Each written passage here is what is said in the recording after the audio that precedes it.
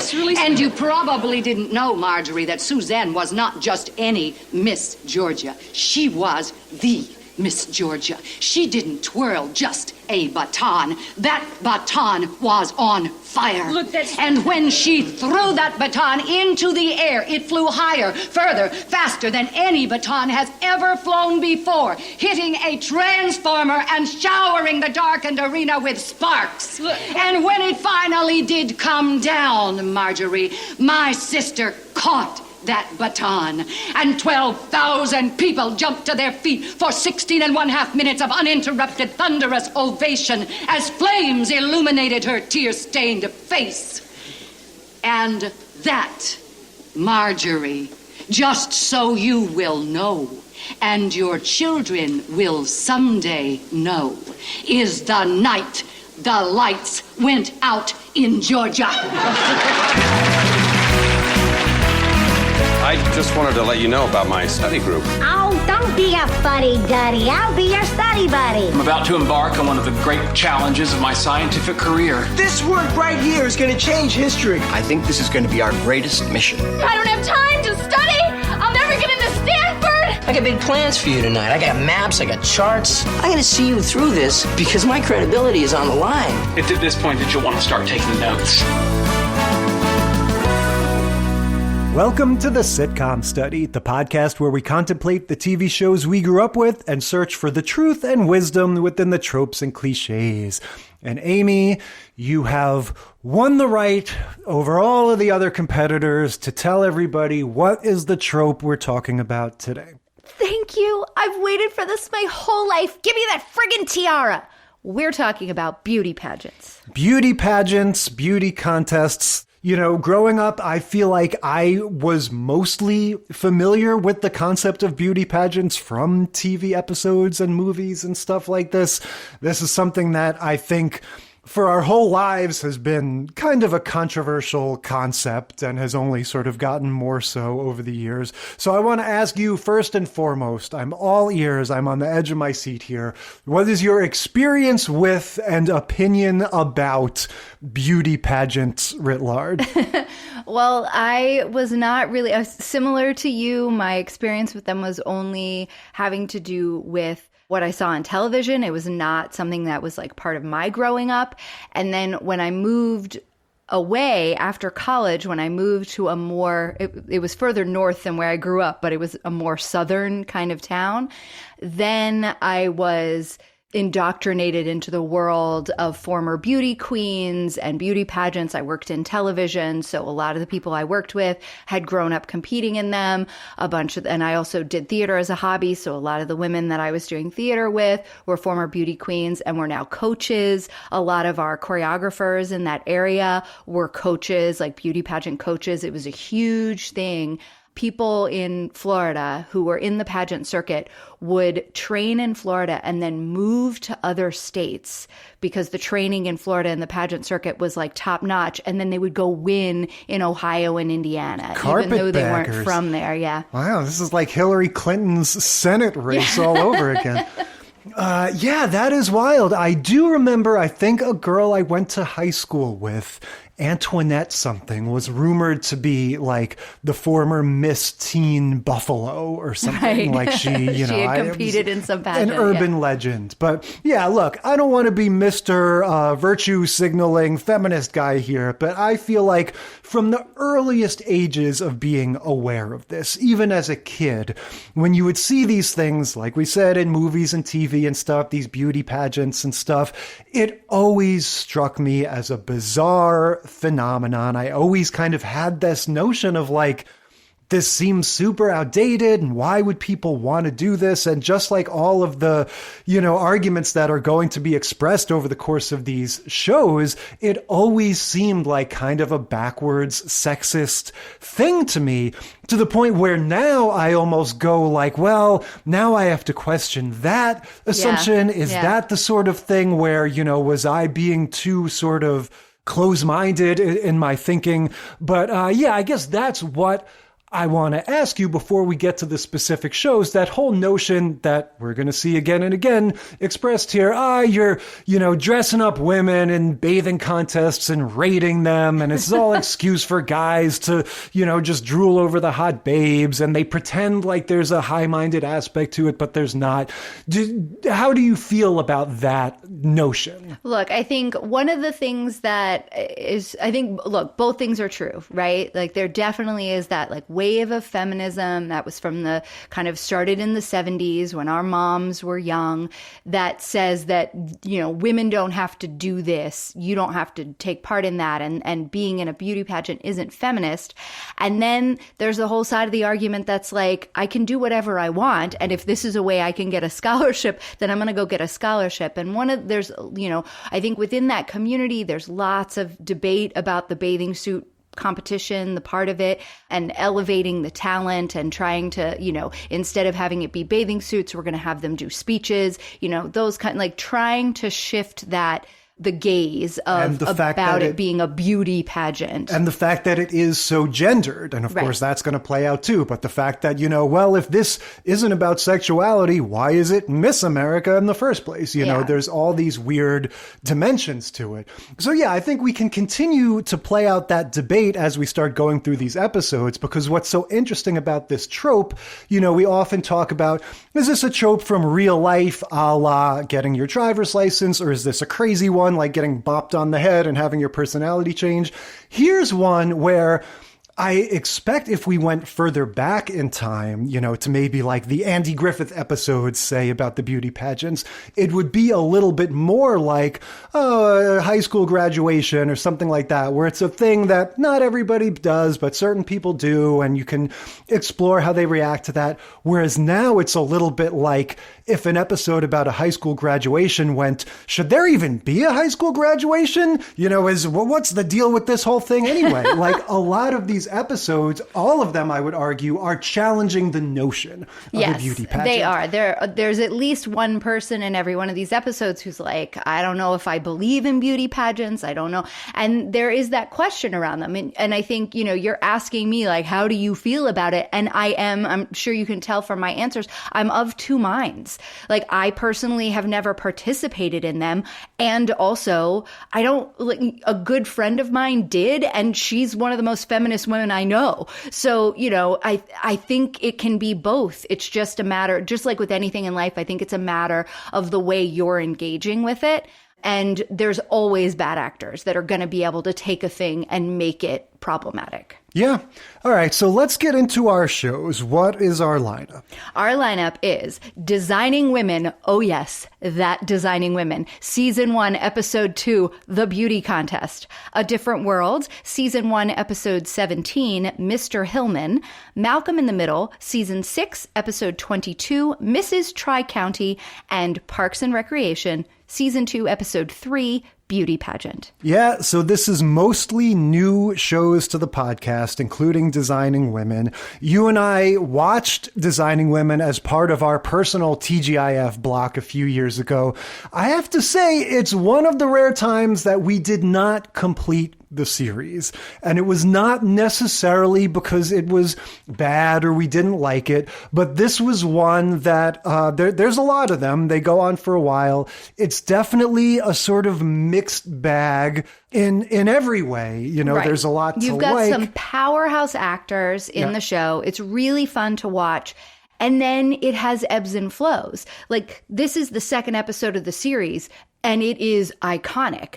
The speech, that is the night that the lights went out in Georgia, is from episode 2. Yeah. I mean, this is Dixie Carter's career, monologue that drag queens still do to this day and win RuPaul's drag race, by the way, by doing this spoken word monologue. It is, it's iconic. And it was the first time that that's what Dixie Carter kind of became known for in this, Julia Sugarbaker character were these monologues where she would just excoriate whoever she was trying dressing to put down somebody. She's amazing. And this was the first one of them. So it was fabulous. And the other thing about this episode having to do with the beauty contest, you want to talk about Miss Florida, Delta Burke herself, one of, who plays Suzanne Sugarbaker in this series, was Miss Florida in 1974. So this whole like her as a former beauty queen storyline is true to life. Yeah, so it's not surprising that we have that sitcom thing of like, bringing in the actors and sort of working in their real life characteristics and stuff. And like you said, because this is so early in the series, we're very much throwing down the gauntlet in terms of who these characters are and what the whole vibe of the show is going to be. And the vibe is very homey overall. This takes place mostly in this big, nice living room set that's also their workplace, right? The concept is the two of them, the two characters you just mentioned, are sisters, and one or both of them are interior designers that sort of run this. Julia and Suzanne are supposed to be partners in this interior decorating business. Julie is the interior decorator, and Suzanne is the one who has all the connections with the fancy clients because of her many marriages and her life in sort of like the fancy pageant world of Atlanta and beyond. So she is the one who gets them clients just through her social connections, and Julia is the one who does the work. And she has hired an office assistant, and that is played by Jean Smart, and she's amazing in this. And then you have Annie Potts, who is another interior decorator who works with them. Right. So the four of them are always kind of hanging out in this room. Annie Potts in this show, I have to say, she is my grown-up celebrity TV crush. I'm too old to be scamming on Nicole Eggert anymore. Annie Potts in this show looks great. I think the way her hair shows up on this film, especially considering that this is in the 80s and the time when we're talking about everybody looks horrible and it's the absolute worst time for hair in the history of the world. And Annie Potts's like auburn locks managed to like have this phenomenon where they start out as like red on the outside, and as it goes deeper, it gets darker. It just shows up so well on camera in this show. And like, it's so much fun to watch with you because you're always like, God, Annie Potts' hair looks so good. She really looks great.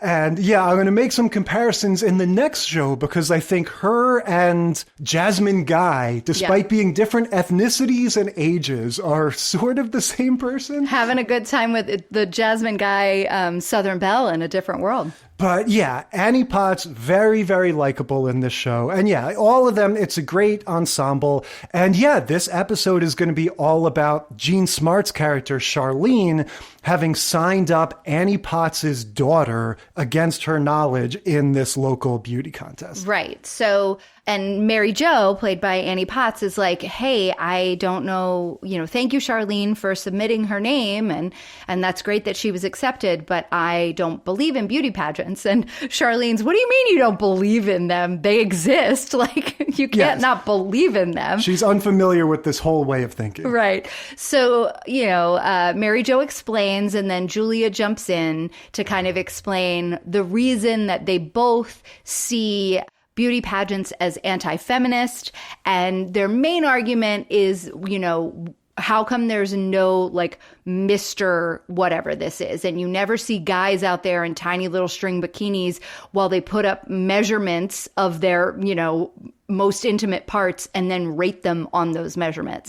This is one of many little symposiums we're going to get about this subject. One of them says, if pageants are so wonderful, why don't they have them for men?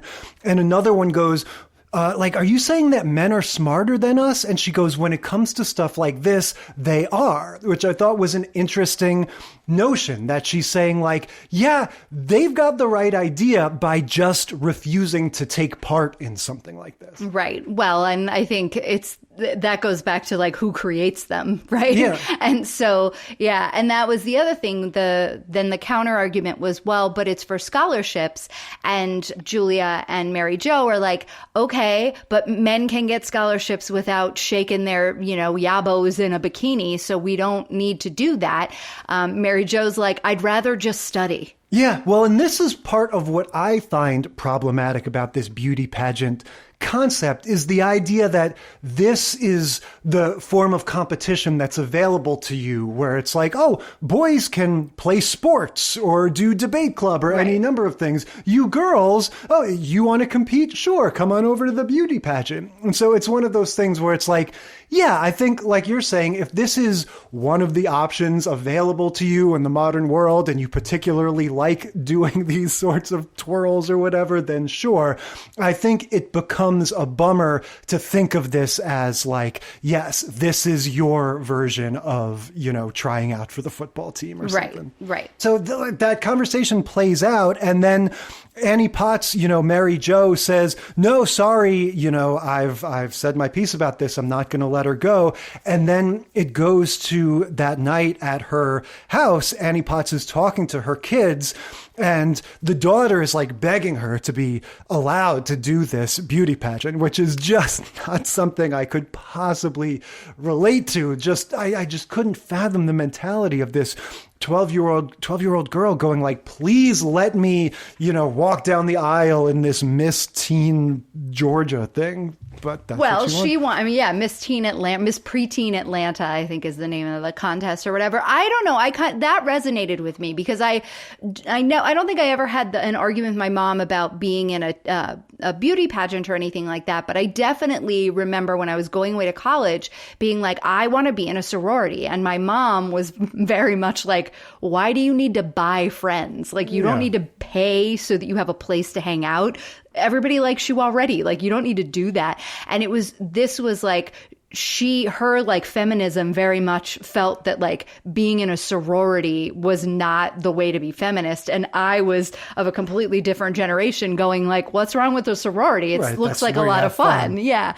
And so just that kind of world clash, that this conversation with Mary Jo and her daughter reminded me of that. And so while this is happening, Mary Jo is like doing her nighttime like moisturization routine. Yeah. So she's like putting on cleanser, and then she put on like her night mask that, the cold cream kind of a thing that you would leave on. Yeah. And then she pulled out another cream to put under her eyes, like her eye cream. She's all covered in this crap. And then she's like blotting it in with paper. So she's going to be nice and moisturized when she goes to bed.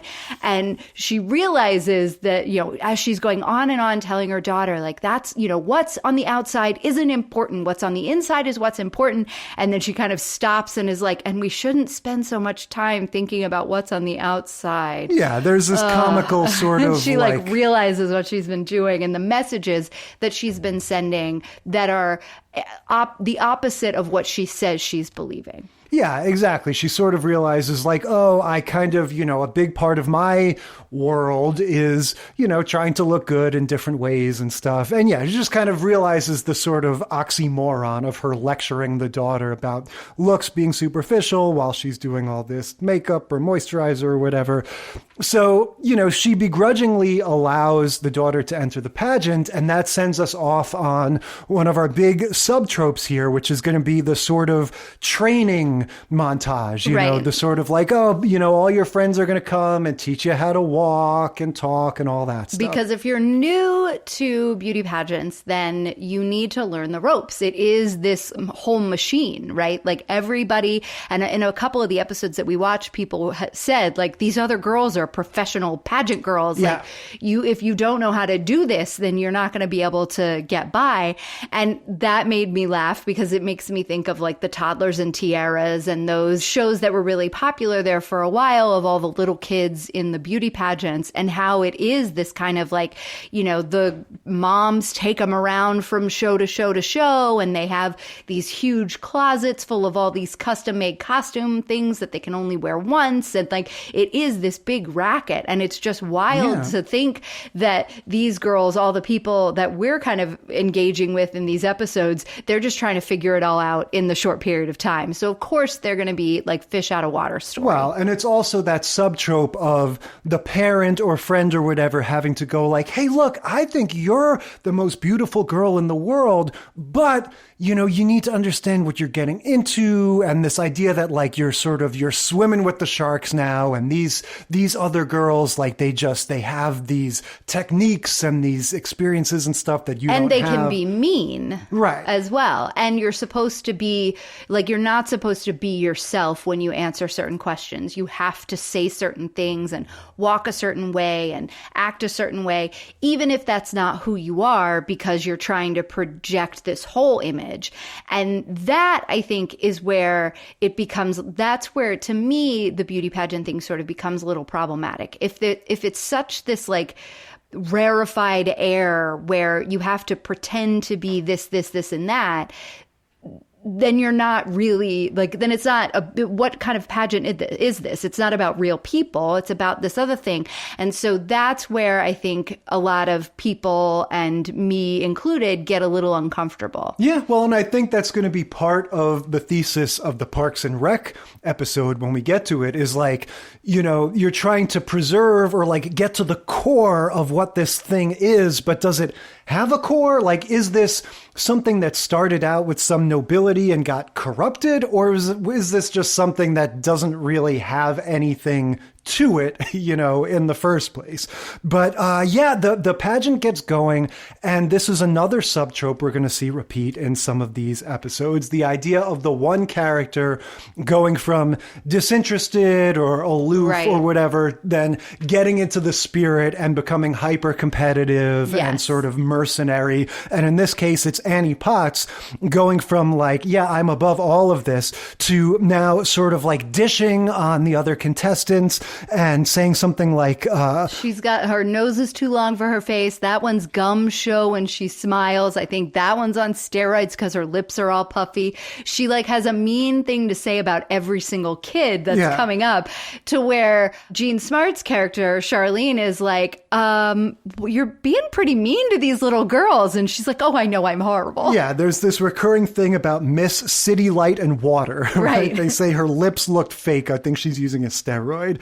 Now, as this starts playing out, and, we're dealing with Claudia, the daughter, entering the pageant, this other story starts sort of taking over, right? Because I guess part of the convention with all of these is you have the past beauty winners are the judges or the officials or whatever. Exactly. So you have this, this older, reigning or former beauty queen or whatever. The current Miss Georgia is going to be there as the person who's like helping the girls and then giving out the crown at the end. Yeah. And like you mentioned, Delta Burke's character, Suzanne, she is fully into the whole beauty pageant thing because she is a pageant girl herself. That's right. And she has a conversation with this former pageant winner, and there's another friend of hers, they're sort of mean girl type ladies, and they're condescending to her about her baton tossing. They're going like, what was your thing? What did you do for the talent? And she says, I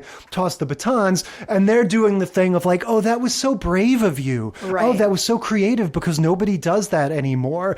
And Suzanne is super sensitive about this. I mean, she is heartbroken. She's about to turn 30, and that's another part of the episode. So she's like freaking out that she's a washed up beauty queen, and she doesn't like, there's nothing else for her now in life, because that was what she had worked toward, was trying to be Miss Georgia. And then she got it. And now it's been, 15 years, and she's like, who am I? I lived for the last 15 years on the fact that I was Miss Georgia, and now I'm nobody. Yeah, this is a little bit like the old Al Bundy thing or whatever, the idea that your glory days are behind you because of, your high school football days have come and gone. And there's this added benefit of half your friends are telling you that this accomplishment that you cherished so much is actually this sexist farce. And right. like you shouldn't mean anything in the first place. Yeah. But so, that upsets her. And then there's going to be another moment later that's going to lead to, like you said, the whole Julia speech. But I guess before we get to that, we have Claudia's story get sort of resolved by... This is another sort of Rocky scenario, right? Where she's not going to win the beauty pageant. She's going to just sort of be true to herself and like make everybody proud. Yeah. So she gets, she makes it to like the final round or whatever, and they're doing an interview segment and like another interview segment. And she gets up there and she's like, when you guys asked me that other question before, I didn't really answer the way that I wanted to answer. And that's because I was trying to be what I thought you wanted me to be and what everyone tells me you want me to be. But I think I'd just rather be me. So yeah, I think I would answer it like this. And then she re-answers the question and says she wants to be a dancer or something instead of what she had said she wanted to be. So that's her kind of rising above or realizing that she doesn't need other people saying you're pretty in order to like be proud of herself. Yeah, and that, like she says, she has to be herself. She shouldn't be putting on airs to try to tell them what they want to hear. And this is yet another recurring subtrope, I think, this idea that in a beauty contest, when they ask you the questions, you need to, like, deny the premise somehow. Like, right. You always have to get back to world peace or America is wonderful. But not just that. It's like the characters that we're on the side of always end up doing this sort of like, I know the kind of answer you want me to say, or like, I know what you think I'm going to say or what I'm supposed to say. But actually, because the same thing happens in Malcolm in the Middle when they ask her the best parts about motherhood. And she's like, I don't think there are any. But it's like, you have to deny it and then come around to still somehow sort of proving your virtue. Right. But the daughter only kind of does the first part. Like, she just kind of says, like, yeah, I'm not going to pretend to be something else. This is who I am. And then they don't show you the rest of the pageant. They show you the aftermath later. But I think you're supposed to understand, like, she did not win over the judges by doing that. No. She just protected her own dignity and kind of decided, this pageant stuff isn't really for me. Yeah, I'm not going to play by those rules because I don't think they necessarily apply to me. And that's okay. You guys can have that. I'm going to go do this thing. So she doesn't win, but at the end of the episode, Suzanne gives her a tiara anyways and says, it looks so good on you and you did such a great job and everybody should get to wear a tiara at some point, kind of a thing. And so she gives her a tiara and they're going to go off happily into the night. That's all great. Yeah. And like you were saying, the focus sort of changes to the behind the scenes stuff where these former beauty queens, they're making fun of Delta Burke, basically. Right. But she's not in the room. Julia is. And so Julia's they're in like a backstage dressing room and Julia overhears them. Yeah. They're doing that sort of, oh, how pathetic, whatever. Oh, get a load of her. And so one of them leaves the room, and then the other one, the main, like the actual former winner or whatever, current Miss Georgia, gets trapped in the room by Julia. Her name is Marjorie, which we get to hear Julia Sugarbaker say multiple times. Yeah. Marjorie. And Julia just delivers this epic speech. I couldn't write it down fast enough, but just certain phrases she would say, grown men wept, That's right. when they talked about how she was, I don't even remember what.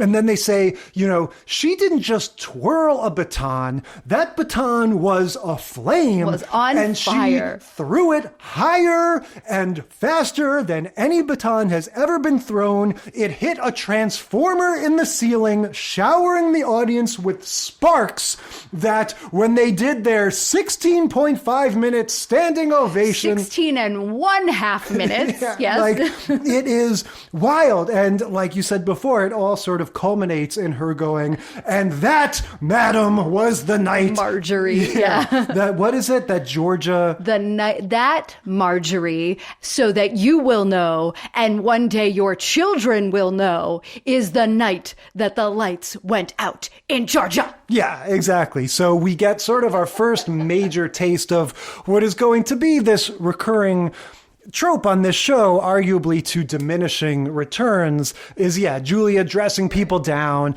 kind of going like, okay, I've let this go for far enough now. I'm going to give you a piece of my mind. But this first one really is great. It's a perfect audition piece if you're trying out for like a Tennessee Williams play or something.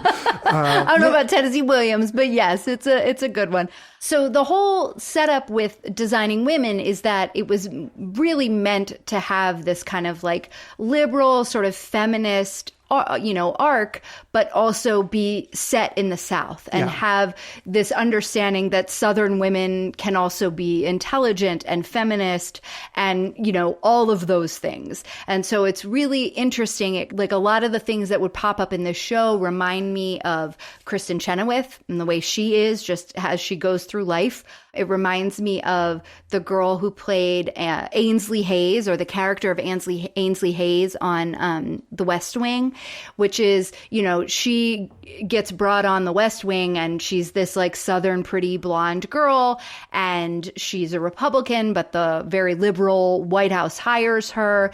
And she, is arguing that some amendment or something they're trying to get passed that's meant for like equal rights for women is narrowing and it doesn't go far enough. And so like her take on feminism is that I don't have to have everything a man does in order to be feminist, or have it be equal. I want the things I want, kind of a thing. And it's interesting. And so it is a different kind of idea than I think I have a lot of the times, but I always enjoy hearing from other women and of other walks of life to see how they think of feminism. And that's what Designing Women was trying to do in the 80s and 90s. Yeah, and it definitely does not set off my country bumpkin alarm. Like I like this show partially for that reason, that it is very much like a completely different demographic from anything that I was familiar with, but it very much succeeds in creating that air of sophistication and stuff. And you feel like, yes, they are very smart and they do have these little symposii, where they'll sit down and talk about a topic kind of like the way the head of the class kids do, and it is really good for that. But in terms of this topic, the beauty pageant thing, I think what you said at the beginning kind of bears out here, that there isn't a clear take on it. It sort of raises questions and kind of goes like, this aspects of this seem problematic or outdated or offensive, but some people really like it, and maybe it's not all that bad. And the show itself sort of seems to be of two minds, where you have Annie Potts' character presenting those initial objections and then sort of getting swept up in it. But, all of the initial stuff that they said about rating women like meat and stuff, none of that exactly gets denied. But then you also see Julia sort of coming around and sort of embracing it so passionately when she defends her sister's victory. And, when she was twirling that baton, that, she was twirling it for all of us. And so it's like, it really does sort of go like, we don't know quite what to make of this beauty contest stuff. Yeah. Well, and the other thing this one does really well is it brings to bear the kind of hypocrisy that lives in all women. I think we're raised in this society. We understand, it's kind of like the America Ferrera speech at the end of Barbie, right? It's like, we are this and we're this, and we have to be that and we have to be that. And what you see happen to Mary Jo is kind of that same thing. Like, she believes very strongly that women shouldn't be objectified. And yet the minute her daughter's in competition, she's like, that girl's ugly, that girl's not pretty, that girl isn't as cute as my kid. And so it's like, it highlights the ways that so many times, because of the growing up in a society that is so patriarchal, there are certain things that they're like unconscious bias that live inside our heads. And we are, as women, oftentimes like creating our own cages in terms of the way we attack other women and the way that we don't hold each other up in certain ways. And even that is hard, because sometimes another woman can be an asshole. And so it's like, wait, can I criticize her without making it be about this? And it's like, how do I do all of these very seemingly disparate things at once, and you can't win. And like, whatever, yay America Ferrera for her Oscar nominated role, but like that speech to me encapsulates exactly what I think they're trying to sort of highlight in this episode. All right, so let's continue all of this cognitive dissonance and move on to a different world. Season 1, episode 17, Mr. Hillman. Yeah, this may be the closest we ever get to talking about The Cosby Show because of certain problematic individuals. It's interesting how... I would say these episodes have sort of lined up with those. We've got quite the Me Too lineup here. But, well, I mean, it is about beauty pageants, so let's just go that way. That's true. Different World was, of course, the spinoff of The Cosby Show where the oldest daughter, Denise, went off to college and we got a whole new cast of characters. This was not one that I watched, but I remember it being on in those sort of syndicated reruns, and I would catch it here and there. But I think, it's funny, I talk about how I wasn't into shows that didn't have kids in them. And for me, even though now I see a bunch of fresh-faced youngsters, at the time, these still registered to me as adults. I wasn't grown, really interested in watching, a show that took place in a college dorm. And so, this was just kind of a pass for me. So I wasn't really familiar with it. Well, I definitely did watch this. I mean, our family, we sit down together as a family, Cosby Show watchers, and then this show as well. So that was this show was definitely part of my growing up. I don't remember this first season as much, and that's probably just because I'm how young I was when it came on. I was shocked and surprised to realize that the original pitch for this was about a white girl going to a historically Black university. And that girl was supposed to be Meg Ryan. And then she was like, no, thanks, I'm going to pursue a film career. So they recast the role as Marissa Tomei, who was going to be a secondary character and roommate to Lisa Bonet. And that was when the whole thing shifted and it became a spinoff of The Cosby Show for Denise, which I was just like, what? That's crazy. I didn't know any of that backstory. Also was really surprised to see Marissa Tomei in this episode. I did not remember that she was in this show because it was only for the one season. So that first season, you had Lisa Bonet, Marissa Tomei, and a few others. And then at the end of the season is when Lisa Bonet and Lenny Kravitz got pregnant with their daughter Zoe, who's now a famous movie star as well. And that was like the famous falling out because Cosby was like, we're not having an unwed mother anywhere near the Cosby Show. And so, because she wanted to stay on A Different World and have it written in and have it be like, wouldn't want any weird sex stuff going on in proximity of the Cosby Show. And his quote was, Lisa Bonet is, welcome to get pregnant and enjoy her life. Denise Huxtable will not. And so they wrote her off of Different World at the end of this season. She drops out and then moves home and then eventually goes to Africa for a year and then comes back married with a stepdaughter to a much older man. So that was a whole falling out behind the scenes thing that happened, but we're still in the glory days here. We have a season 1 episode, Lisa Bonet, still a main character. We get Dwayne Wayne. He is going to step up for their dorm. Gilbert is the dorm, is that right? Because Whitley's last name is Gilbert. The dorm that they live in is named after her family. She's very wealthy, and that's played by Jasmine Guy. So she, after this season, becomes the lead of the show. But anyway, in this season, you've got Whitley, who really wants to be Gilbert Hall's nominee for Miss Hillman, and Denise asks Dwayne Wayne if he will put himself in for it because beauty pageants are not feminist. Yeah, all right. We need to slow down here because there's a lot going on that I was not totally grasping. What you just said, that they're nominating the candidate for their particular dorm, who's then going to compete for the larger title of Miss Hillman, which is, like you said, the college they go to. I didn't get that. And so the fact that this whole episode is playing out as an election, essentially, where these different characters are campaigning for this was odd to me. And I had half a mind during this whole episode to kind of turn to you and go like, does this even fit with the trope? This feels more like running for class president than some kind of pageant. But now I understand we didn't even get to see the proper beauty pageant in this. We're seeing the behind the scenes machinations that creates a candidate that will then enter a pageant that happens later down the road. Sure. And I do think that because you have the fraternity who then nominates someone as well as like the representative from their fraternity. So I think it seems to me that the dorms and the different clubs and fraternities and sororities can all nominate different people. All right. So I get that now. And like you said, the sort of hook of this episode is going to be nominating a man or a boy to run in the Miss Hillman thing, which I just want to shout out one of the shows we're not covering on this one. The Saved by the Bell episode about Miss Bayside has this same story. And so I just want to kind of think about that for a second while we're talking about this whole idea, are beauty pageants sexist or misogynist or patriarchal or whatever. The idea that, these shows are very much around the same time, 87, 88, 89, these Saved by the Bell and Different World episodes.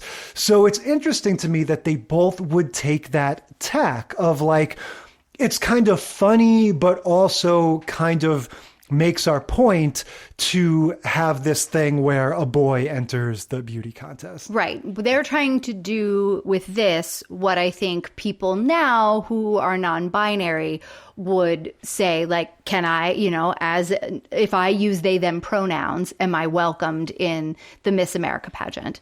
Why not? And also just sort of asking the question of like, why is this so gendered? Like what is this, like, what are we actually competing in? Is there, it's almost like by entering a guy, you're sort of forcing them to admit that this is just a contest of hotness, right? Because what else, if there was any substantive competition to it, if we were actually competing in something, then the guy could compete with them, know? And I think the alternative argument is like the guys already have opportunities for all these other things. Like if it's scholarships, if it's access to this or, whatever it is, guys already have that pipeline because bros are looking out for bros and allowing them to get these internships and to do this thing and to be able to have that access.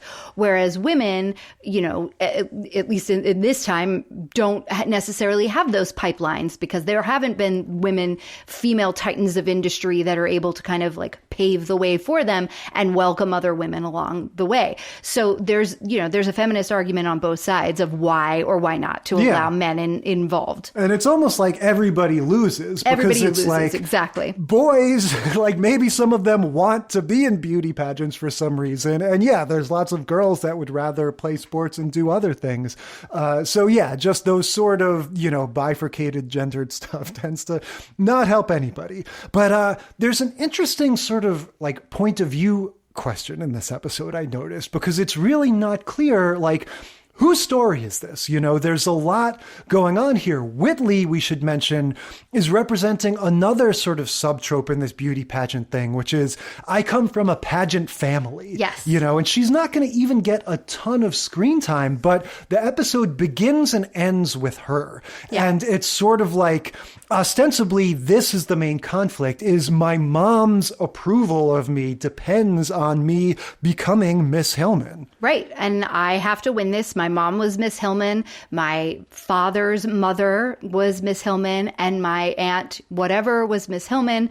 By the way, this dorm is named after me. Like, I need to be Miss Hillman. And so I think the like dorm mother later on comes in and tries to console her after she doesn't win and is like, hey, you've got 3 more years to win. So you've got time. If this is the thing that you feel like you need to do, You have plenty of time. You don't have to do it your first year here. Yeah. So that's her story. And that's why throughout the whole episode, she's going to be very motivated to win. And she sort of represents this conservative thinking of how dare they enter a boy in this pageant. Right.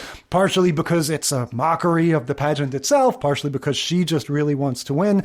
Then you've got Denise is the one in favor of this because, you know, sort of like Annie Potts, she doesn't like the idea of these beauty pageants.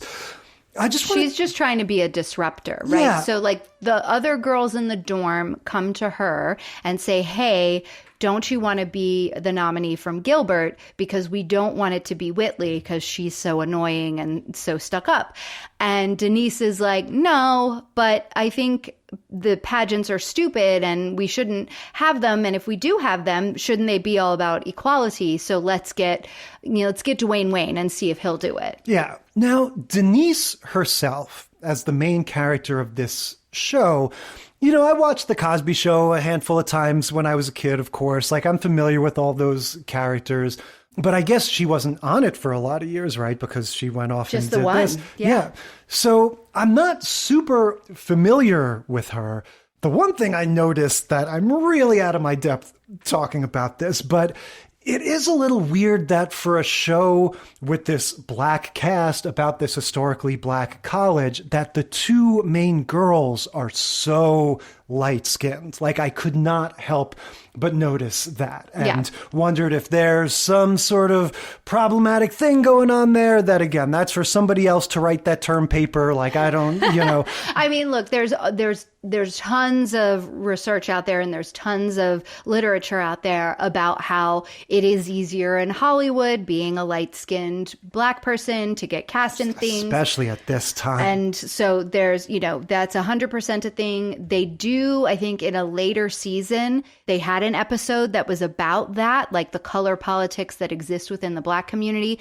They retooled, like I mentioned at the beginning, they retooled this cast at the end of season 1. So it became like a totally black cast. There was not like the white characters were, Marissa Tomei was written out. And so like there may have been some other like ancillary white characters, but this became a predominantly black cast moving forward in season 2. And so there was an episode much later on that dealt with that, that still is controversial because it had one of the lighter skinned black characters wearing blackface. And they were trying to like talk about that issue. But even in that, the actors themselves felt uncomfortable. So that it still is a controversial issue. It is something that kind of jumps out at you. Because again, having, you know, being familiar with that sort of argument, especially as pertains to women's sexuality. And you notice that the two main female cast members are like that. Whereas, you know, the males are more of like a mixed bag. Yeah. Well, I mean, but there is no denying Jasmine Guy's talent. Oh, sure. But, well, okay. So that's one thing I noticed. But then in terms of Denise herself, gorgeous actress, and you could see like the way she's styled and everything is like super appealing, you know, like just she's wearing that sort of vaguely militaristic olive blazer, and she's got her little beanie thing. The beanie thing. She's so cool. That's what I remember about Denise Huxtable in both shows, like always the epitome of cool. Yes, but her persona is like the comparison that jumped out at me now is Selena Gomez, the way she gets flack for being so low key and unenergetic. Oh, and yeah, wondering, 100%. Like, are you okay? Like, you watch her in this show and I'm just like, I don't know if I'm looking at a weak actor or somebody that's intentionally playing a character like this. No, it's like she's a little high the whole time. She's very chilled out. Even when she has that scene towards the end with Whitley, and she's like, you know, you just don't necessarily need to do everything for your mom. Yeah, or when she's at a podium addressing an entire group of people, like super low energy to the point where you're like, get her some Zoloft or something. She needs some pep. Yeah, like it's a very interesting characterization that I didn't know what to make of, other than like not oozing charisma for one reason or another. Well, and so I think like the main thrust of this show, because she didn't have a lot to do in this show, and so I think the main thrust of this show was really more of the story of Dwayne kind of recognizing his own problematic behavior. So the minute he says, absolutely, I'm going to do it because Denise, who I want to be my girlfriend, has asked me to do this, so I'm going to do this.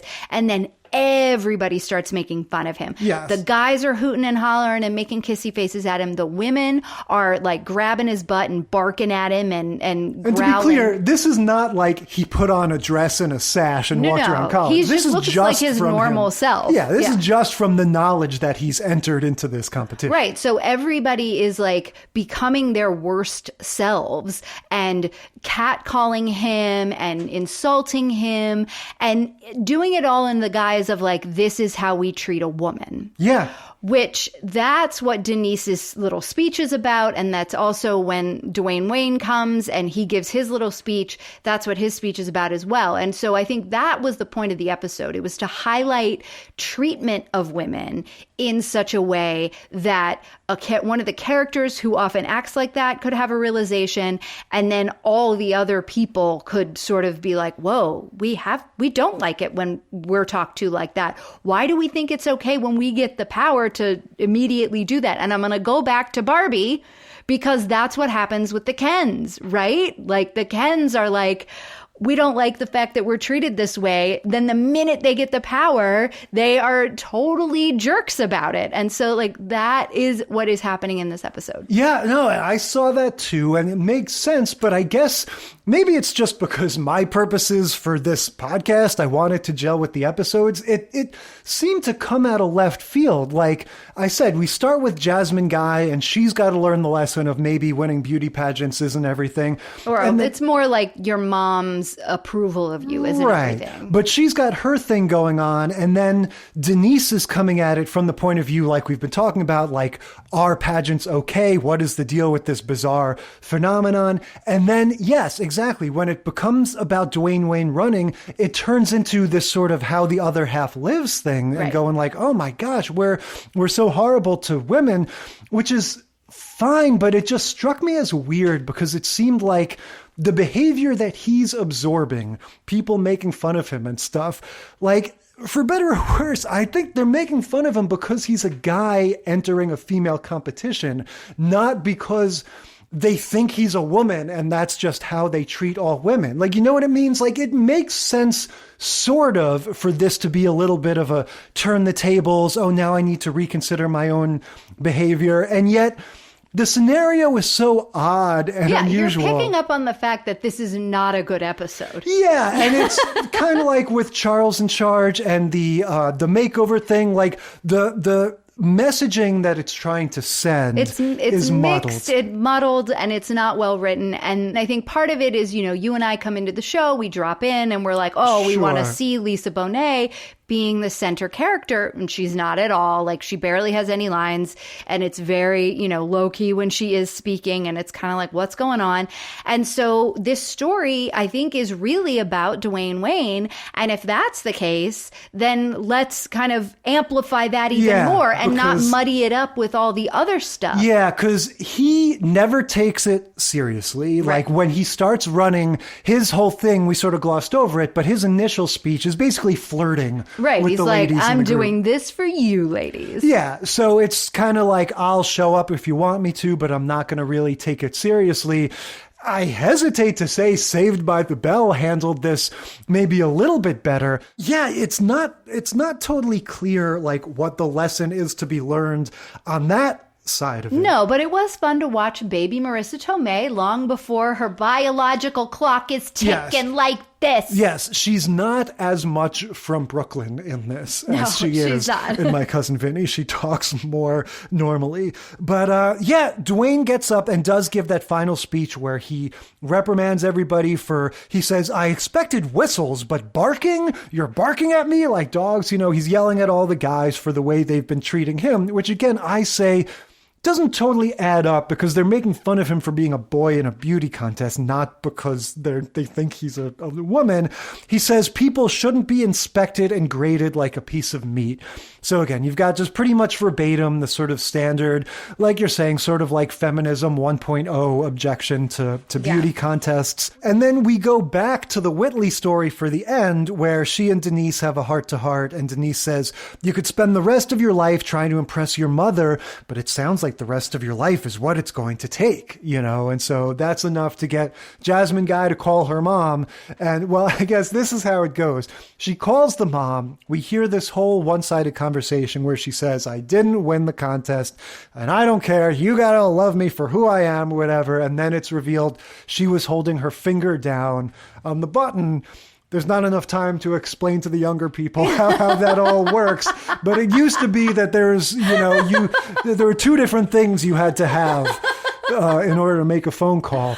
But she was just practicing down on the receiver thing. Yeah. And so it ends with just like straight up like silent roll credits as we're she lifts her finger and dials. Right. And so it's like, and says, hello, mom. Right. And then. Yeah. So it's like left to our imagination how the conversation really played out. Yeah.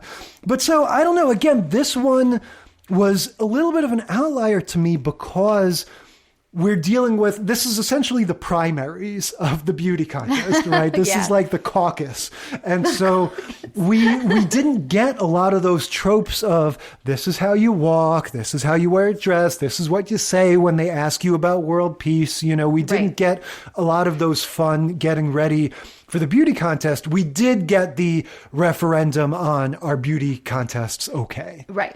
All right, so we'll see how this continues. Moving into Malcolm in the Middle. Season 6, episode 22, Mrs. Tri-County. Yeah, so this is another one that's on the more recent side. When did this start? Early 2000s? Yeah, I think it was around 2006. Oh, actually 2000. It started in the year 2000. All right, so I was not super into this. Who does this theme song? Bare Naked Ladies? They Might Be Giants. They Might Be Giants. All right, watching it now, I have to say, this theme song may be like 50% of the reason why I didn't get into this show, apart from the fact that... That's so funny. It's such an earworm. Like, I get it stuck in my head just randomly. You're not the boss of me now. Yeah, I don't like it. I don't like the song. I don't like the guy's voice. I like the Big Bang Theory theme song. I think that one is That's Bare Naked Ladies, fun. Not They Might Be Giants. Okay, that's funny because in the abstract, I have a lot more affection for They Might Be Giants as a band than Bare Naked Ladies. But yeah, in terms of these early 2000s TV theme songs, there's something about this You're Not the Boss of Me Now thing that always just kind of got under my skin. I found it annoying. I didn't like it. And of course, all the usual stuff we always say. This came out when we were in college. We were just not interested in watching a family sitcom at this time. Now, look, this show is highly regarded. There were plenty of Emmys. The show won a Peabody for writing. I mean, it's a really well done show. You've got some amazing actors. Jane Kasmerick plays the mom. Bryan Cranston plays the dad. And then, the kids are the kids, and they're a lot of fun in different ways. The premise of the show is that Malcolm, who is the middle kind of the boys that are still left at home. So there's 4 sons, and then later there's a 5th son. But so there's 3 sons when the show starts that are kind of living at home. And then the older boy, Francis, is away at a military school because he was like the worst delinquent of them all. But so Malcolm is a genius. He's got like 160 something IQ, and he's just trying to like survive in this family of, ridiculous dysfunction when he is this, has this great IQ. But what kind of quickly happens is that it turns out he's just as much of an asshole as his brothers. And so they're kind of always playing pranks and doing mean-spirited things to their mom. And their dad is just sort of harried and trying to like keep them from doing that. But also is kind of like Phil Dunphy from Modern Family, a little bit of like a dummy kind of a thing. All right. So it's sort of the opposite of what I originally thought when we were watching this, I saw, oh, there's a little baby here. The little boy looks a lot like Pubert from Addams Family Values, I think.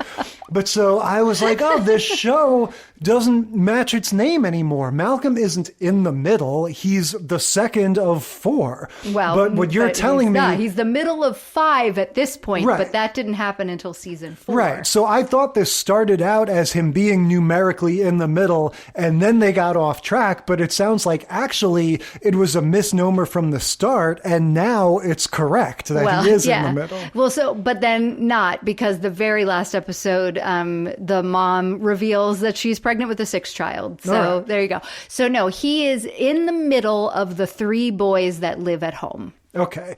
So this is very much one of those early 2000s sort of single camera shows. No laugh track. This was the one that like set that up. I mean, obviously we've talked about Parker Lewis and some of the other ones that came before, but this is the one that when, Scrubs started doing it and some of these other ones started doing it, they would say, we're trying to do a single camera like Malcolm in the Middle. Yeah. And I think they're actually pulling from the sense of humor of The Simpsons and shows like that. And the sort of filmmaking technology is there for them to now do a live action version of that, where we can cram a lot more comedy and ideas into a shorter time. And to me, the biggest time capsule thing of all are those sound effects. The whew.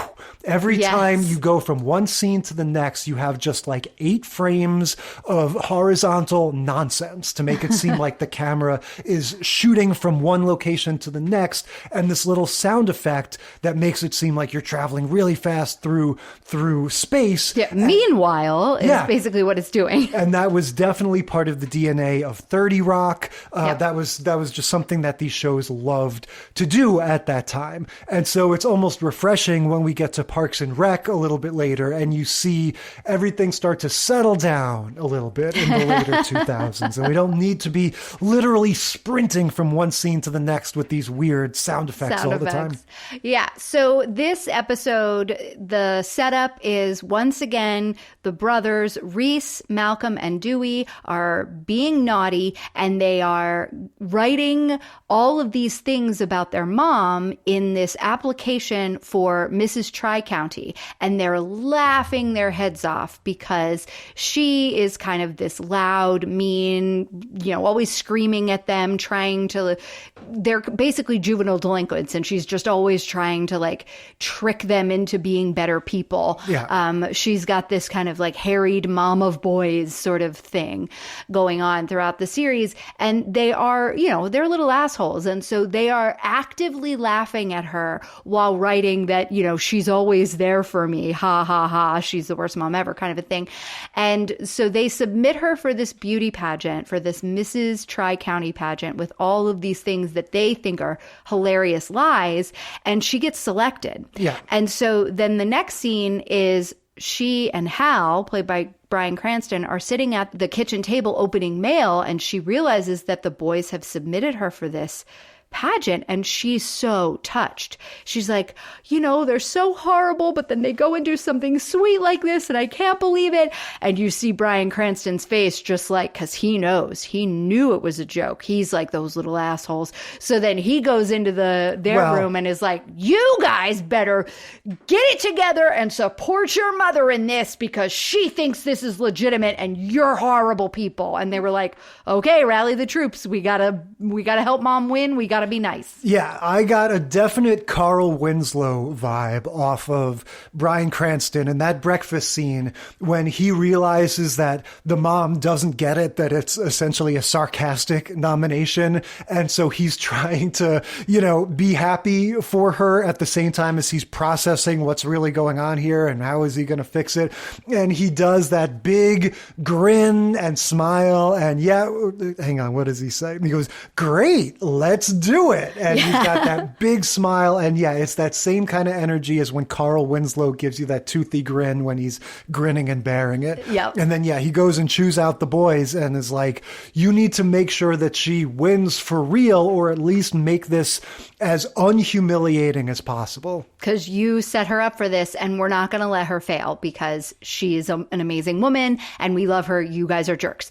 And so then he turns himself into this like amazing pageant coach who's like, we only have 3.5 hours to rehearse this talent. And if you just lean into it, people will think it's a talent. Yeah, he is very much taking on the role of the Annie Potts, the sort of like, I'm going to be the supportive person who goes whole hog and is just like, well, and even the Suzanne Sugarbaker, because he like learns all about what you have to do to be in the pageant. He coaches her on her speech. He coaches her on her talent. He's coaching her on like how to wear her hair and everything to do. Well, he's eventually going to get the little boy to like compose music for her. And that's going to be a whole thing that he's like. Well, that's Dewey's thing. So Dewey, the youngest, well, not the youngest son anymore because they've got the new one, but the original youngest son, he's a musical prodigy. Yeah, Bryan Cranston is coaching her on the key phrases. There's a point where she says, oh yeah, I know, talk about world peace. And he goes, no, you don't talk about world peace anymore. Yeah, he goes, you don't want to seem like a bunch of liberal nut jobs, so yeah, this is just sort of going, I guess this is more like the Designing Women thing in the sense that like this all takes place at this big sort of county center type place. There's a little bit of a B plot where Malcolm is getting blackmailed by one of the judges into passing notes back and forth. It's one of his teacher. Yeah, he's a teacher at the school. And so he's also a judge in this pageant and he's like a dick kind of a teacher. And so Malcolm is like, having to do his bidding so that he'll vote for his mom and not tank her just because he doesn't like Malcolm. So he's having to run around do that. And really the only reason this guy's in it is as a judge is because he wants to try and hook up with the women that are in it. And Malcolm's like, they're married, right? And the guy's like, yeah, that's how come I have to be discreet. Yeah. Duh. So that's really the extent of Malcolm's role in this. This is not really a Malcolm-heavy episode. It's going to be more about and the mom. As the series goes on, this season, we're in season 6, almost the end, and then season 7, both focus much more heavily on Hal and Jane Kasmerick's character. I can't remember her name right now. The kids all seem way too old for this. I didn't watch this show, but I was familiar with Secret Agent Cody Banks because that of was this earlier. kid that I used to tutor. Yeah, and so I figured, obviously he was making that movie, so that was after his show had become a hit, and it was, but this is like several years after that. Yeah. And everybody seems too old.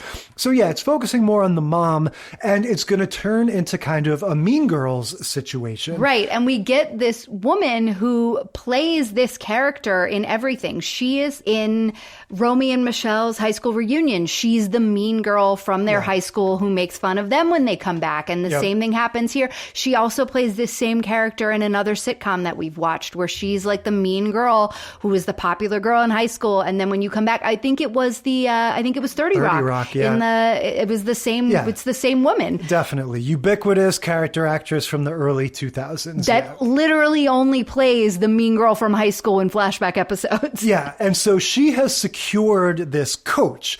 It's going to be this sort of recurring joke. There's this like really severe looking, the way you would have like a figure skating coach or right. something. She's like the harshest but best pageant coach ever. Yeah. And so she's going to be sort of following her around going like, is that your chin? Is that your stomach? Whenever she's just like doing anything. And so the way that Jane Kasmerick's character Lois knows all of these women in the first place is because her little sister used to be in pageants and she was the one who would like help get her dressed and help, with all the little things and help her prepare or whatever.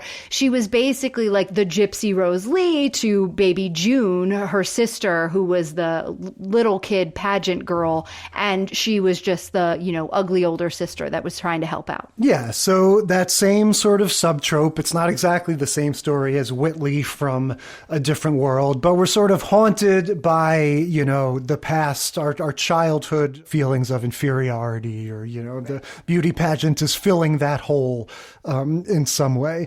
But yeah, it's funny how this one gives us the least contemplation over the notion of beauty pageants in general, because it's kind of like, because it's this mom thing, it's the Mrs. Tri-County, it's sort of a novelty in itself. And it's like, there doesn't seem to be a lot of like ogling of the swimsuits and stuff. Like the whole thing actually seems like a little bit more of a modern, enlightened event. Well, I don't know about that. I think that it isn't kind of coming at it from that way, right? Lois is kind of coming at it from this way of like, oh, she does have the realization that the women are kind of mean and not liking her, and they're all being really competitive, and that's not the type of women she wants to hang out with. But yeah, there is this show doesn't have any qualms about the feminism or lack thereof of a pageant thing. And I don't think that it's just because it's older women. I think that it's just because it's not addressing it at all. But yeah, this is the first taste we get of the singing host. We get the guy coming in and doing the meteorologist in their local town, and he tries to make some joke about weather and no one laughs, and then he's singing this song. It was like so small town. I was like, I know this. I know what this is. Yeah, there's a point where it's in the song he says, Mom is just an upside down wow, and they have this sign that in turns the stage over. that turns upside down. That would be clever, except it has an exclamation point. And I was wondering, that makes it harder. If it was just wow, it would turn upside down to be mom. But as it is, it starts out as I mom, and it turns into wow. There you go. Maybe it's Miss Indiana Mom or something. Isn't that where they are? Yeah, but so you see the pageant playing out. The host pulls a Seacrest at some point. He has 5 of them come forward, and he goes, "You 5 are not the ones going on to the finals." You haven't made it. Yeah, so there's all of that kind of stuff, and then we get this trick that they do to the mom. Well, but before that, we get the great speech where the reason Lois makes it to this final round is because in the interview round, she's asked, how has being a mom made you a better woman or something like that? And she's like, it hasn't. That question's ridiculous. There's no way. And she does the thing that you were talking about before. She kind of rejects the premise of the question, but then through her answer describes how being a mom is so hard and also beautiful, and how she is a better human being or something because of her foray into motherhood, because motherhood's so hard. Yeah, she says something like it's a beautiful curse or something. Right. She has, it's like some wonderful curse is her line, and it gets this little round of applause. It's like, oh, you answered that question perfectly. And so she gets up, and the lady you were talking about, the sort of front runner lady, comes in, and she wants to try to steal her thunder and do the same kind of thing. And so they ask her some innocuous question, and she goes like, what kind of idiotic question is that? Thinking they like it, right? Right. They like it when you do that. Yeah. And so that's how she crashes and burns and doesn't make it to the final round. So then, like you say, we have that Seacrest moment where the 5 in the front are actually the ones that are eliminated. And so then they're going to do the glamour walk part of the pageant. Right. Which I did not understand what this was. I mean, I could figure it out from context, but I did not know about this. It's like the evening gown portion. So they are going to do the glamour walk, and this woman who is friends with the other mean lady who got kicked out, she says to Lois, hey, we were all going to wear tiaras during this part, and you weren't, so we were going to kind of make you look bad, but here, why don't you wear this tiara? And so then she's like, oh, thank you so much, thinking that she's finally come around and the women like her now and whatever. And then as they're all going on stage, one by one, she goes on first, and then one by one, they each take off their tiaras. So she walks out as the only one in a tiara, and everyone is just aghast because we usually allow the judges to give the crown. And she's like, I didn't, and she turns around, and all the other women are not wearing them, and she realizes she's been tricked. And so she goes back to her little dressing area, and she's like, that's it. She changes into her regular clothes and is going to leave. You hear the host off camera going, ladies and gentlemen, please remain calm. There's no need to panic, because it's like, this faux pas of her wearing the tiara in the glamour walk or whatever it is has gotten just the whole place into this uproar.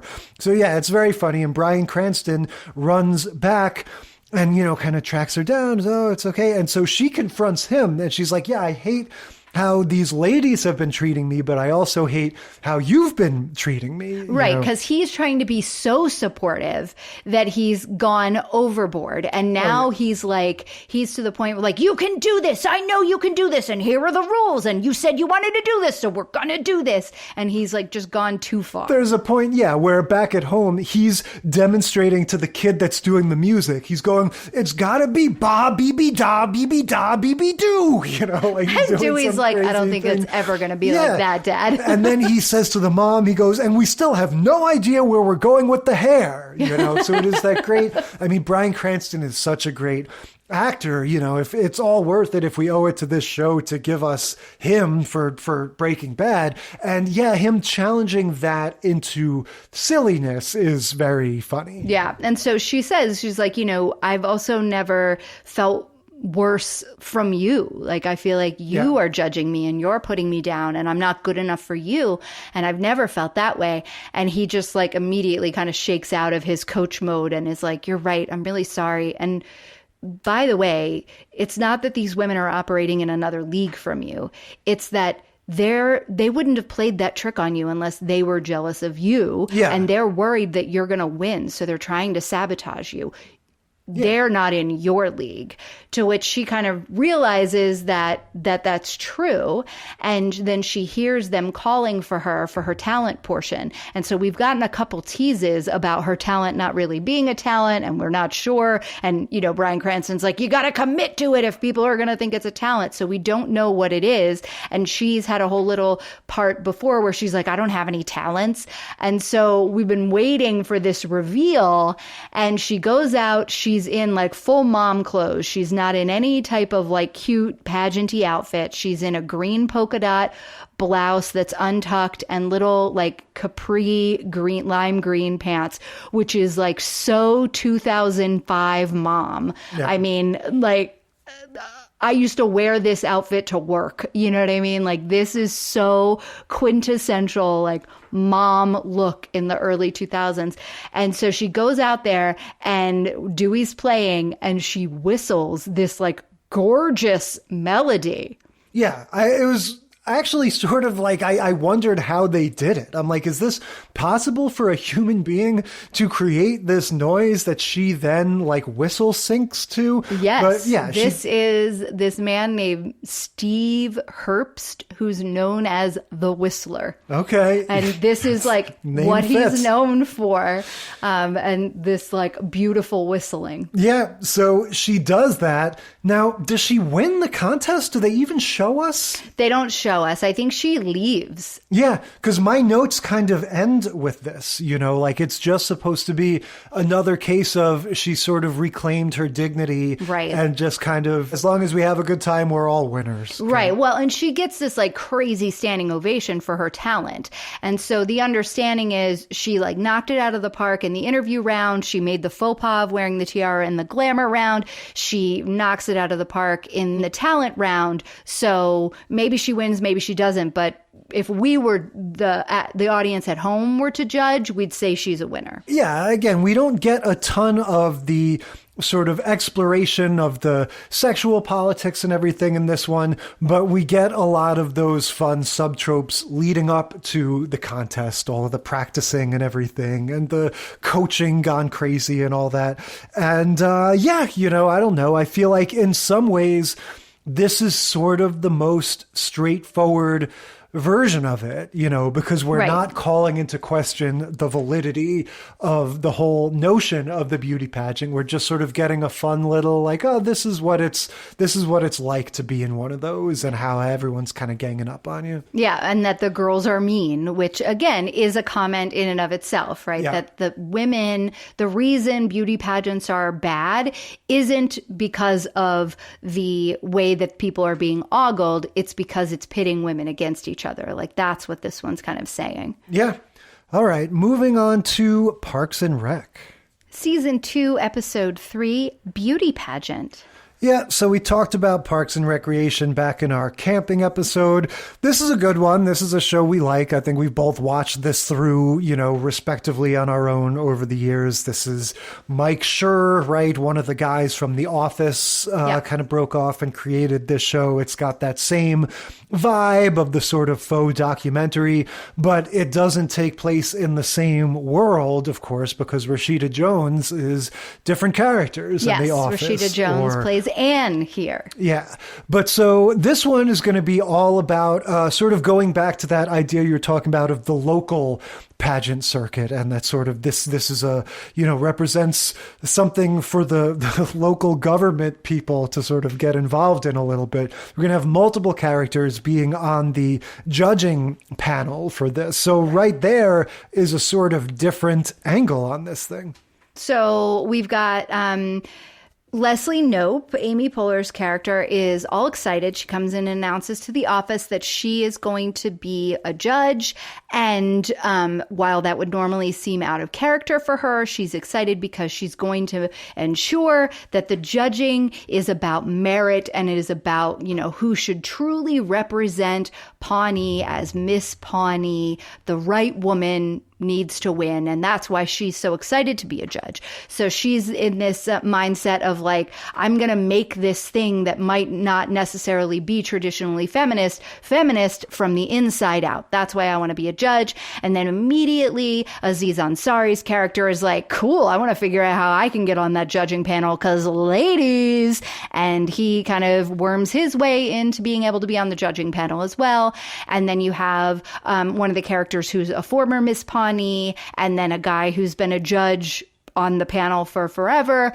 And then there's like one other random guy who owns a sub shop in town. So that's the cast of judges. And this is one of the only episodes, I think the only episode we don't have Ron. Oh, wow. I didn't even notice that. But yeah, that's a bummer. No Nick Offerman here. So this is one that kind of got me thinking more than maybe I ever have, of the idea that being one of these pageant winners is like an office that you hold, that like, it's not just the pageant itself. It's like Miss America or Miss New York or whatever. These are like public figures, yes. And it sort of goes back to that question I mentioned before of like, Leslie is trying to figure out, like, is there something at the core of this that is good, that has some substance to it, that I can try to restore and sort of peel away the sexist nonsense from? Yes, and Miss Pawnee, like a lot of the more updated pageants now, no longer has a swimsuit portion. Tom Haverford was arguing to get that reinstated. He was very unhappy that had been taken off of the table. So then April hears that the winner gets $600. So she decides she's going to enter because she's like, I want $600. I can pretend to be an idiot. She's like, beauty pageants are for idiots. I can pretend to be an idiot for $600. Yeah, April is Aubrey Plaza, of course. This was, one of her big things. She's great. And so, this all kind of gets underway. And in the style of one of these shows, It's we sort of have like a bunch of little stories kind of happening at once, right? Like a lot of just sort of funny little gags and things. We've got Louis C.K. as the police officer or security guy or whatever. He's not really that essential to the beauty pageant element of this. No, he comes in the next episode of the show is him and Leslie's first date. Right. We're working up to that. He's met her once or twice before. He likes her. He tells us in a talking head segment he wants to ask her out, and he does. And she says, yeah, sure, I'll go out with you. Let's figure it out. And then he sees her photo of Madeleine Albright, and it's clear that he doesn't know who she is. He's like, oh, is that your grandmother? And then Leslie makes a joke like, oh, haha, yeah, my grandmother. And she's like, that's Madeleine Albright, the first woman Secretary of State. And he's like, oh, so your grandmother was the first woman? And she's like, right. No. So I wanted to ask you, would this be a deal breaker for you if somebody saw a picture of Madeleine Albright and made it clear that they didn't know who that was? to what extent would that like change your willingness to go out with them? I mean, I don't think just a picture, right? But what it represents is a little bit more, right? And what it represents is Leslie's getting the ick because this guy isn't as smart as she is. But what she sort of kind of comes around to is that it's not that he's not as smart as me, it's that he just doesn't have the same interests in me. And then later on, he tries to show that he will, is willing to be interested in these female politicians in the way that she's interested in them. So by the end of the episode, she does say yes and makes a date with him. The other thing that he does right is he comes to the beauty pageant, and the girl that's like the dumb hot one that Leslie doesn't want to win, she kind of like bumps into him, and the security guard played by Louis C.K. just like pays her no mind, just like ignores this super hot girl that everybody is falling all over, and Leslie is very frustrated by because she's not intelligent. And so he doesn't pay her any mind, and then that like undoes the ick that Leslie had in the first place. Yeah, he's very nice, but I think the way he plays him, he does kind of seem like he's not as bright as Leslie. Which is why that relationship, as we know from the series, doesn't end up lasting. Yeah. But so, yeah, let's talk about Trish, right? This is all going to be about this beauty pageant gets underway, and Leslie finds one of these girls that she likes. She seems smart. She's pulling for him. She seems almost like not quite as extreme, but almost like a young Rachel Dratch or something. I would say she's like a young Leslie Knope. She's super into, piano, and she's super into volunteering, and she does this and that, and she's studying this at the university, and she's this tiny little petite blonde lady, just like Leslie Knope. So she sees a lot of herself in her, and is like, this is the only one of all the people here who is going to college. That's the one she is now campaigning for. Right. But the one that commands the attention of everybody else is Trish. They have them all up on stage. They come out and give their little introductory remarks. And Trish goes, I'm Trish. I'm 22 years old. I've been on YouTube. I love wearing bikinis on the beach with everyone there. So she goes like, hey, everybody, give it up and have a good time, or something. Like, she just kind of gets everybody going, like she's one of those party starters at a bar mitzvah or something, and it just works on everybody. Yes. And so, except for Leslie, who's not having any of it. She was like, I don't mean to be that woman, but Trish will win over my dead body. Yeah. And Leslie has her own custom scorecard that Aziz shows us at one point, where it's like this big spreadsheet where she has all of these columns for the different categories. One of them is Naomi Wolf factor. That's right. I don't remember who Naomi Wolf is. She's a third wave feminist. Okay. I had a book in like the 70s. I don't even remember when. And Aziz has just taken to referring to Trish as the hot one, and everybody knows who he's talking about. There's this cringy moment where Aziz is guessing all the girls' bra sizes, and they're all like tittering about that. No pun intended. Well, so just to kind of circle back on the things that we're seeing in this episode that have aged like milk, you've got Louis C.K. as the love interest, and then, like you were talking about, Naomi Wolf, like I said, feminist icon, is now an anti-vaxxer. So we've got all sorts of people that have kind of come and gone since this episode aired. So NBC had a website called like MissPawnee.com, and you could go to it and you could download Leslie's spreadsheet, her like special judging sheet, and you could judge the pageant along with the episode. That was like an interactive thing they were doing when this episode aired, which is ridiculous. The other thing that happens that I was going to say is that it kind of devolves into like a 12 Angry Men situation where the judges go back and Tom is like, well, this one's open and shut. Everybody for Trish, and everybody raises their hand. And Leslie's like, wait. Yes. So she's the lone holdout. And that's when she says the thing about like over my dead body. So, she starts to convince, I think, one or two people. And then eventually it's 3-2 for Trish.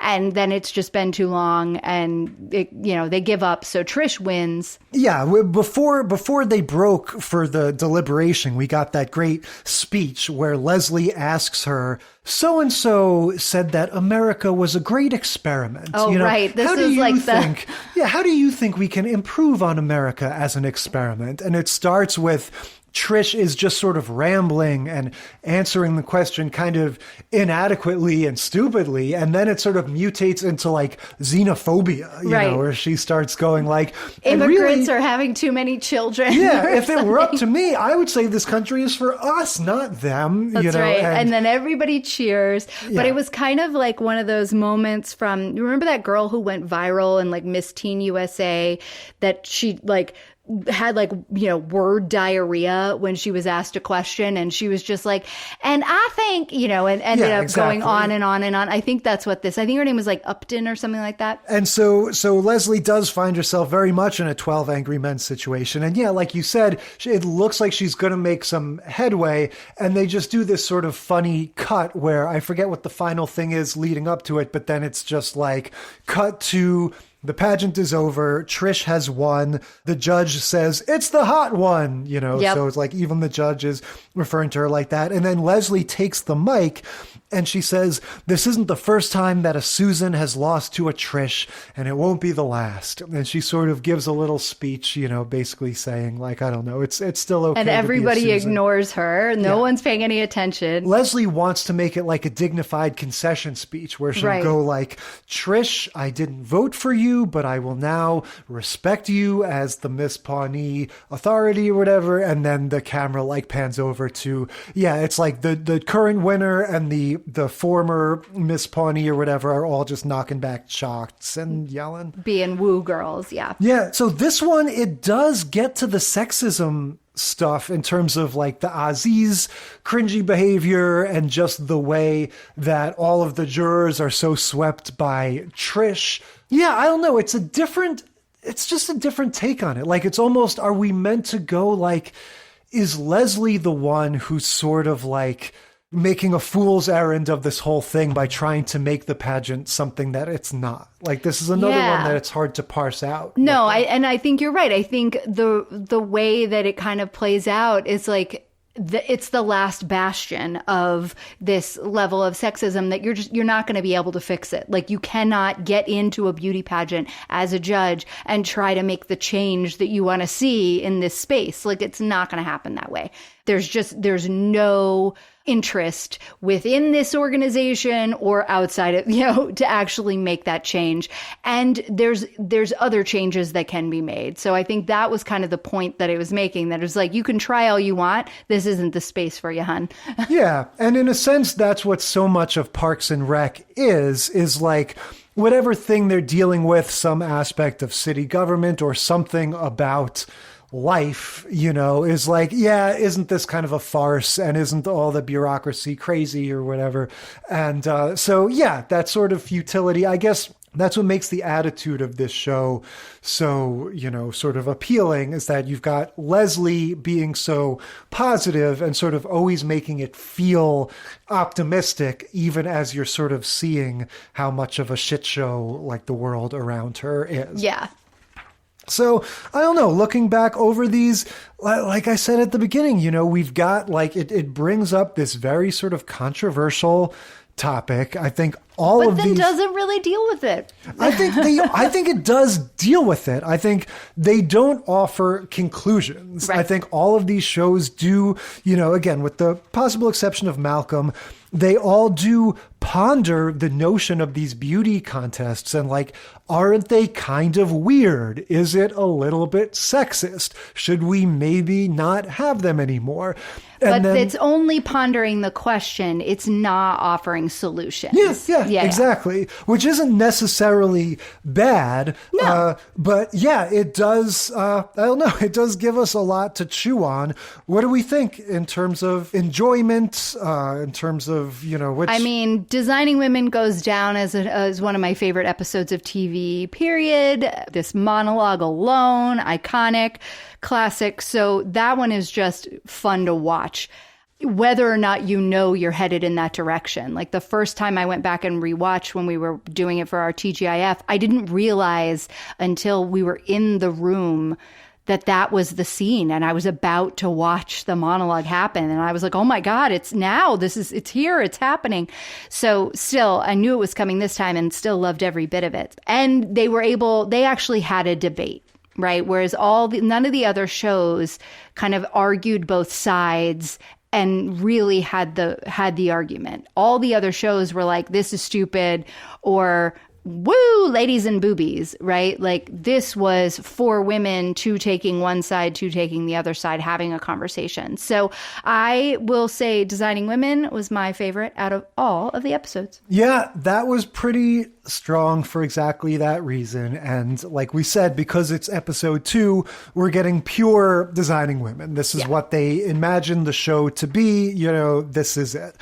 And I think for me, I really liked Malcolm in the Middle because of the Cranston stuff, you know, like they're all good for sure. The mom is fun, but in a sense, he was the one that really got the most fun stuff to do. And so, yeah, seeing him go crazy and get into that over the top stuff, seeing him yell about, they haven't figured out what to do with the hair and all that stuff. I think that maybe combined with the fact that it didn't even try to deal with the sexism angle and was just kind of like, what if your mom entered a beauty pageant and had to deal with a bunch of mean ladies? In a lot of ways, I think that kind of made that one the MVP for me. Yeah. Well, and then you're right, because they weren't trying to like make it a political statement or have anything to deal. They don't have the cast for that. It's just a bunch of boys, right? Like Lois is the only woman in that show that has any main role. So I think they didn't have the cast to have those conversations. So they just did something different with it. Yeah. And then by the time you get to Parks and Rec, it's like, sure, we're going to point out how dumb beauty pageants can be. But at this point, we're kind of preaching to the choir. Like everybody knows that there are potentially problematic things about this. So we're just going to kind of laugh at it. Right. And that there's some people that are getting involved for certain reasons, and there's some people that are getting involved for other reasons. And they're just kind of laying that bare. Yeah. All right. So much for the beauty pageants. What are we talking about next week? Next wickety week, we have an amazing lineup. We are watching 227, Season 5, Episode 7, Video Activity, guest star, Bobby Brown. The Fresh Prince of Bel-Air, Season 2, Episode 11, The Butler Did It, guest star, Belle Biv DeVoe. Drexel's Class, Season 1, Episode 17, Cruisin', guest star Digital Underground, and A Different World, Season 6, Episode 11, Original Teacher, with guest stars Criss Cross. That's right, next week, it's early 90s hip-hop groups. Yep. All guest appearances from early 90s hip-hop artists. We're going to be getting funky. I don't know, getting deaf. Yeah, something like that. We're going to get down. All right. That's next week. And until then, we will consider this segment of the sitcom study concluded.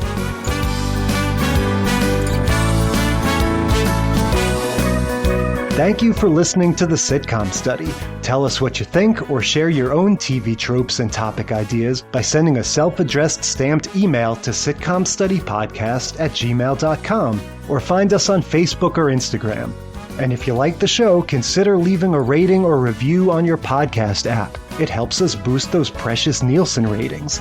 The Sitcom Study is recorded in front of a live studio dog.